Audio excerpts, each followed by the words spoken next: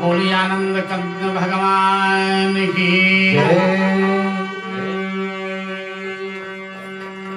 बंधु, इस प्रसंग के द्वारा, इस कथा के द्वारा हम आप इस बात को शिक्षा ग्रहण करें कि पशुओं ने सदा अपने धर्म को निर्वहन किया और हमें आप को भगवान ने मानव बनाया। तो मानव अपने धर्म से आज विचलित हो रहा है। बस ये कथा का मूल आशय है।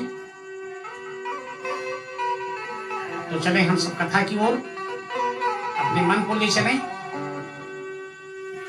और श्रोता बंधुओं, प्रसंग वहां से प्रारंभ हो रहा है। एक बहुत ही सुंदर जंगल था और जंगल में पशुओं का सायंकाल कोलाहल हुआ करता था। और ठीक उसी गांव के निकट में बधिकों का,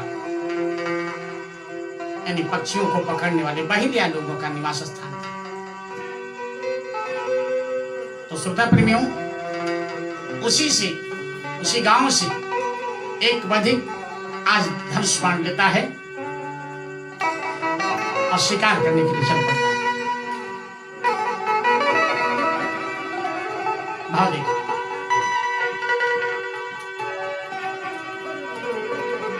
कि बधिक एक अति निर्दय रहई, बधिक एक अति निर्दय रहई, अरे विपिन जाए जीवन का गहई।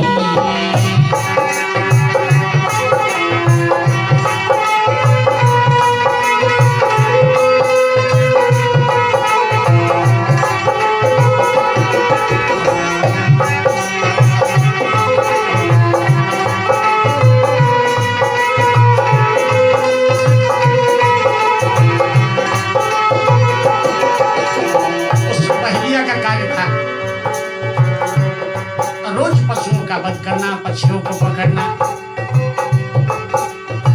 और एक दिन होता क्या है प्यारे बंधु,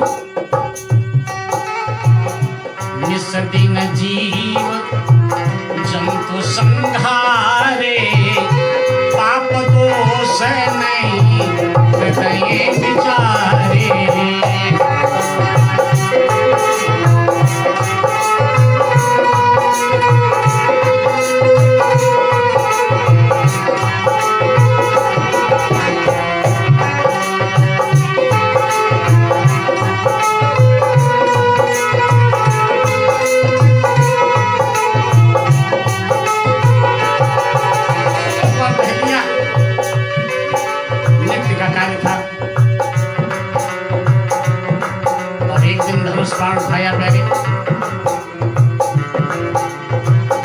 एक दिवस एक बंधई सिधावा,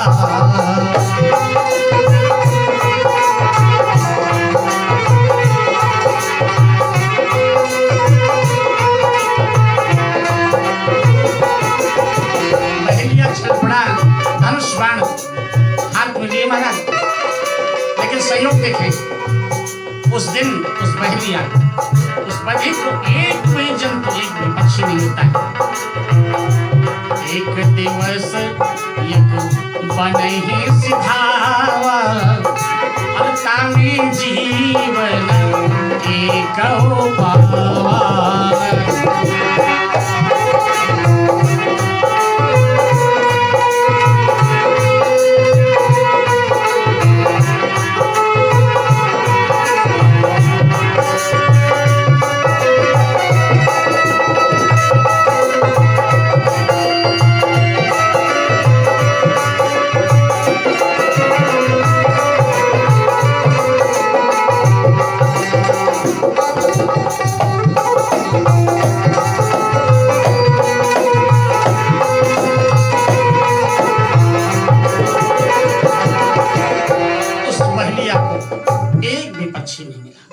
और महाराज एक विचित्र घटना हो जाती है। दैव संयोग से उसी समय उत्तर की दिशा से आंधी आ जाती है।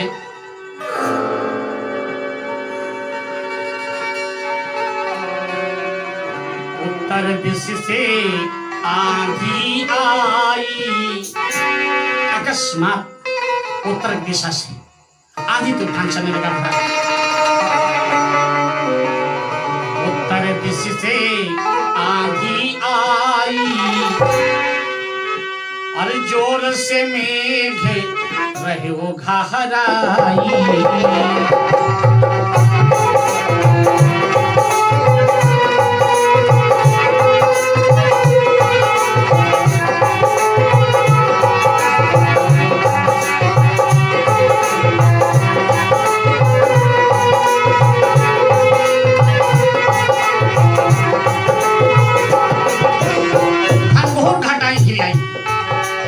चल नहीं मारा और इतना ही नहीं, अकस्मात पत्थर गिरने लगा, ओलावृष्टि होने लगी।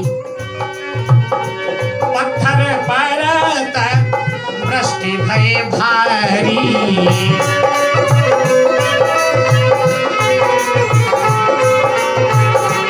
पत्थर पड़ता वृष्टि भय भारी।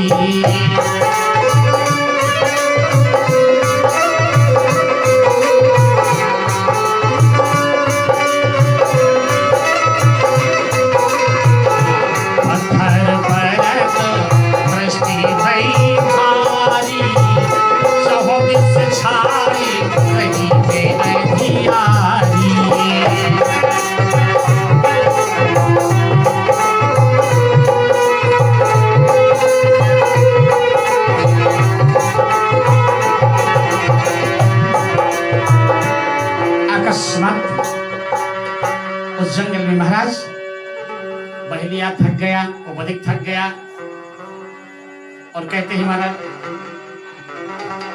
जो एक भी पशु पक्षी को नहीं प्राप्त हुआ, थर थर कांपने लगा बहेलिया।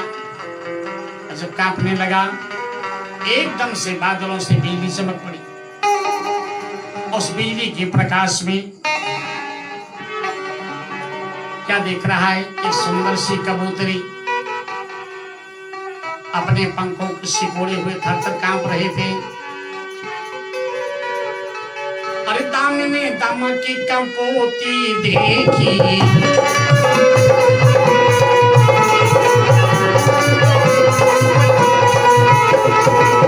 दामिनी दम की कपोती देखी, दामिनी दम की कपोती देखी, भाई पथिक को गई बिसेखी।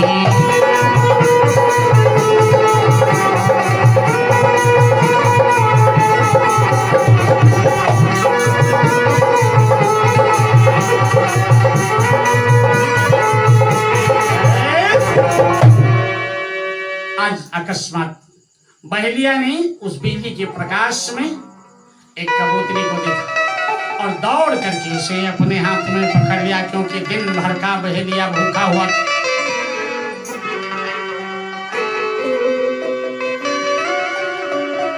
बधिक ने कपोती को तो पकड़ लिया महाराज, लेकिन हृदय में विचार करने लगी। कौन? कबूतरी विचार कर रही है कि मैं तो इस बधिक के जाल में पकड़ गई हूँ। आज मेरा पति जो मेरे घर पर मेरा रास्ता देख रहा होगा, उसका क्या दशा होगी। कबूतरी की आंखों में आंसू आ गए महाराज। अरे सोचत हृदय कपोती सोई,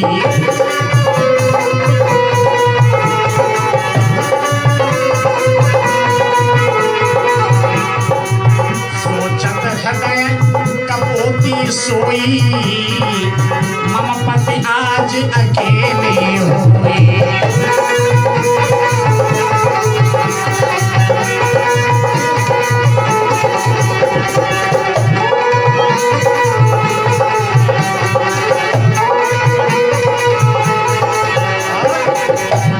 ऐसा मन में विचार बना रही थी।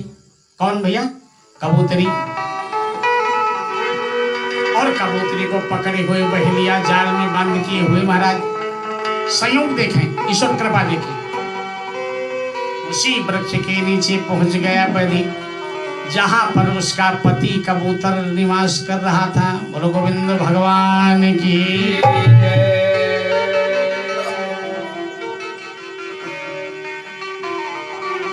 और कबूतरी पिंजरे में बंद।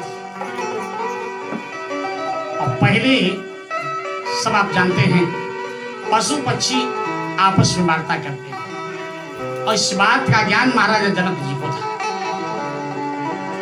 यानी पक्षियों की वार्ता आपस में होने लगी, यानी कबूतर की कबूतरी की वार्ता होने लगी। कबूतर आज वृक्ष से विचार करके रोने लगा और अपनी पत्नी से वार्ता कर रहा है पिंजरे में बंद बंद। क्या कह रहा है कि अहो प्रिया, अब मैं क्या कह रही हूँ।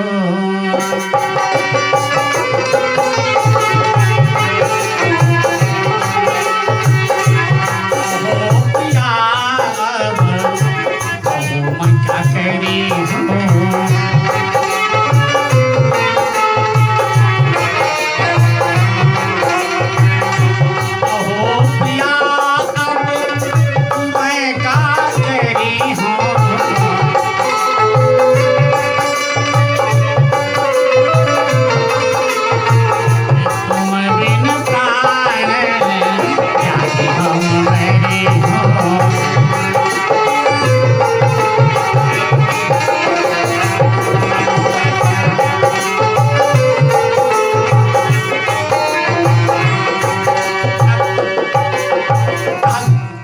कबूतर रोने लगा और कबूतरी भी रो रही। महाराज, दोनों आपस में वार्ता हो रही है, ये बात दोनों पक्षी आपस में समझ रहे हैं। उस बहेलिया को तो आनंद आ रहा है कि उसे शिकार प्राप्त हो गया। आज कबूतरी ने अपने पति से कहा, स्वामी कि हे पति त्यागो सोच स्नेह,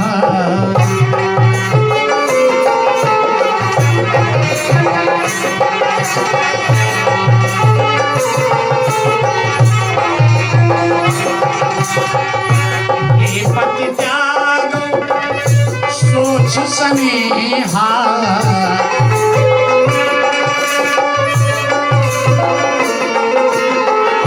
दुख मूल जानौ जग इहा।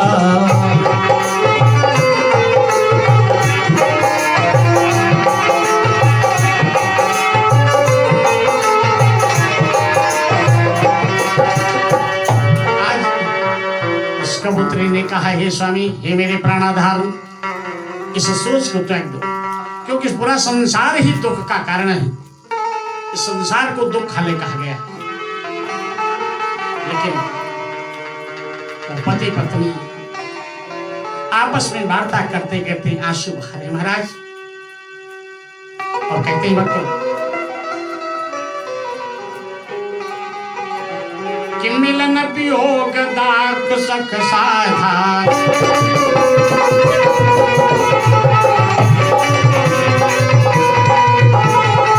मिलन वियोग दुख सुख साधा, ताते सोच करो जन गाथा।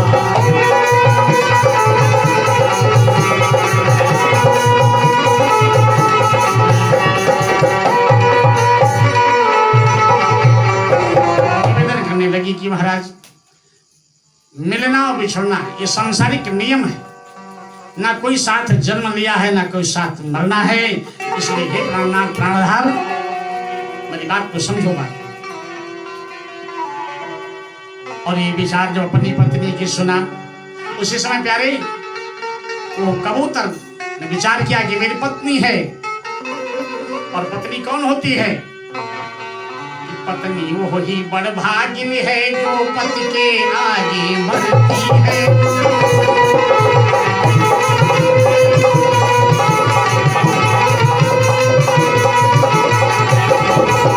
सारा संसार ये कहता है वो भवसागर से तरती है।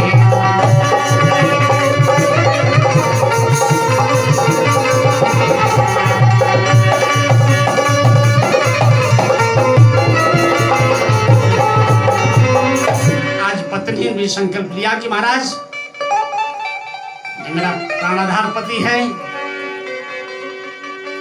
और कबूतर ने विचार किया, अब पत्नी के इस भाव को देख करके महाराज आज कबूतर जिस वृक्ष पर बैठा था आज उसके डाली के नीचे उतर आता है।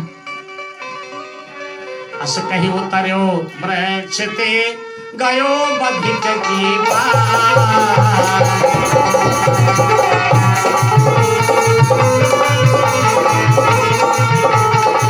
सन्मुख हो श्रद्धा सहित कीन्हो वचन प्रकाश।